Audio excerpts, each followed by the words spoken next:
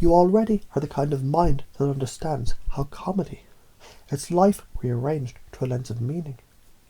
And meaning is just the way a moment winks at you when you least expect it.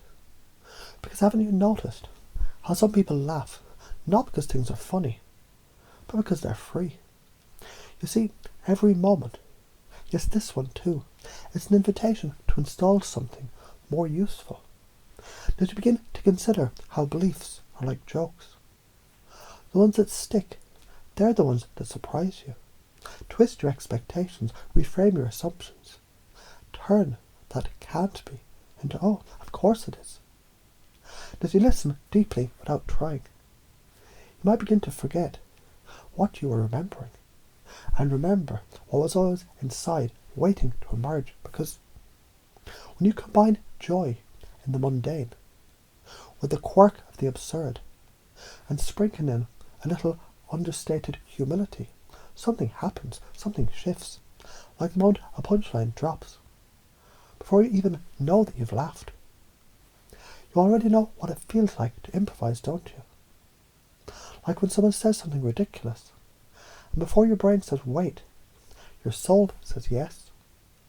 Because deep within you is the same rhythm, that instinct for spontaneity, for delight, for playing with what's supposed to be serious and making it seriously funny. And as you notice how beliefs shift and swirl like stage lights on velvet curtains, you might begin to feel how easily you can step into the storyteller painting surreal images with ordinary brushes. The everyman whose truth is so absurd it becomes universal. The underdog who turns his own awkwardness into gold. Each character, each behaviour is already a part of you. You're not becoming them, you're remembering you've always been them. You see, it's not about being funny, it's about being free, to try, to fail, to laugh, to learn, to tell stories that loop back on themselves, until they land into a truth that no one saw coming. Like a nested loop unfolding. One day, a man walked into a memory he hadn't made yet, and realised that everything he believed was optional. So he picked a better story, and the world laughed with him. Now, what does this have to do with belief? Everything. Because belief is just the most convincing story that you ever heard. And you've been telling yourself some pretty convincing ones. But now you get to be the narrator, the punchline writer, the absurdist philosopher with a twinkle in your eye. When you embrace the idea that failure doesn't exist, only setups for punchlines, you start playing a new game. A game where awkward becomes endearing, where authenticity attracts and playfulness penetrates, where presence becomes power and self-approval becomes stage light. So try this on. Imagine walking into a room and every person in it, every glance, every smirk, every silence, is already a part of your routine. You don't perform, you radiate, because your belief now whispers, this moment is comedy, and comedy is connection, and connection is freedom. Let's take this further, because you know how repetition cements the mind. Let's repeat, reframe, and embed. Reality is malleable, just like a script, rewritten, scene by scene. State is mastery. When you shift your posture, your world shifts too. Certainty commands attention.